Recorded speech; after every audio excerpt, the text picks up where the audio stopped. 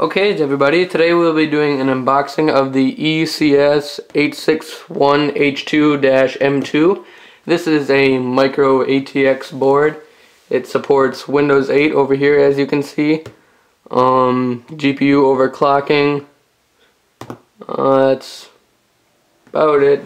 I mean, it's a motherboard. I mean, you can't really, well, I guess it can, but just standard. There's the name of it, and on the back here it has some of the features of the board.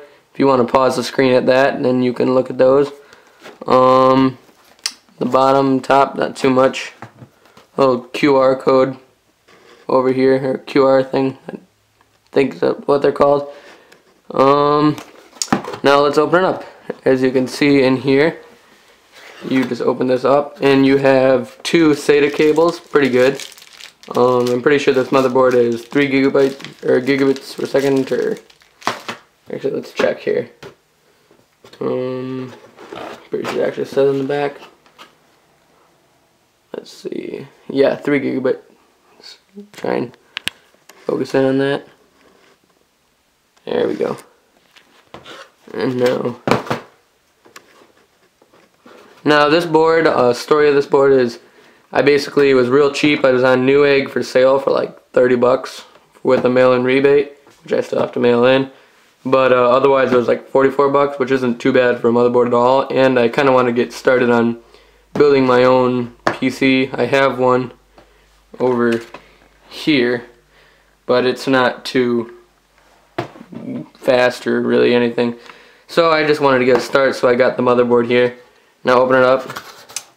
Like I said, you got two SATA cables, you got your I/O shield, and then here you have the motherboard itself.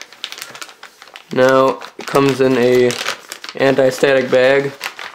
And also a little thing with anti-static bags is, do not set your motherboard back onto the anti-static bags, because they are meant to keep static out, not from, if you set it here, it's not going to do anything, because actually the outside of the bag is static transistent, but the inside is not. That's what keeps it safe. So this one had a nice little piece of foam, so I can set that down and not have to worry about any of the pins getting crushed or moved or anything. Now here, as you can see, you have your 24-pin power connector, and then over here you have your 4-pin power connector right there. Over on this side, now you can look and see that you have your sound, 3-channel sound, your Ethernet, 2 USB 2.0, 2 more USB 2.0, your VGA output, your HDMI, and your mouse and keyboard input. Over here you can see that there is a PCI, I think PCI times 16, or it's the one that will work with most graphics cards. Then you have two USB, I think 2.0s, and then this cool little fan, or not fan, heat sink here.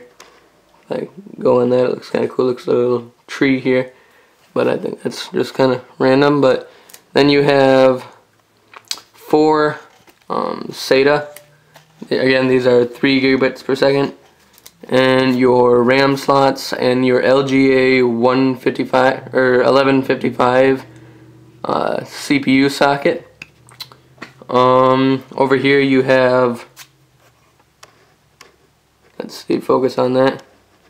See if my camera focus. But you have 2 USBs headers right here and here. Right here you have your front panel connectors.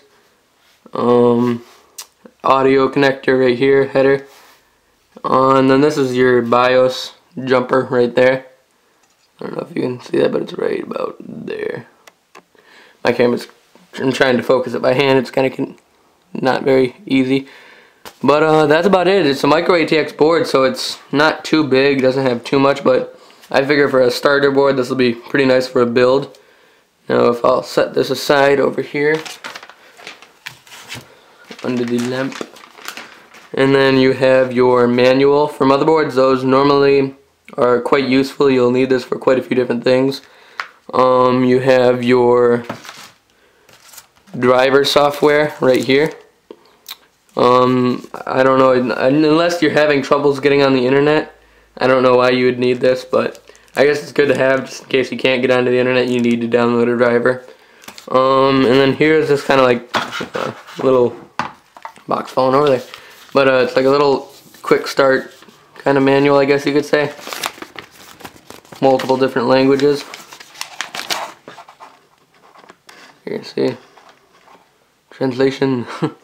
But here, get this opened up over here. Pretty big, I guess. Won't fit all on the screen, but you get the picture here, or the point, I guess. And then you got all your little pictures here on parts of the computer, which probably won't need this then. And that's pretty much it. I'll probably have some later videos of this motherboard getting actually put into that case over there, and a how-to video on that. But other than that, this is BroTech PC. See ya.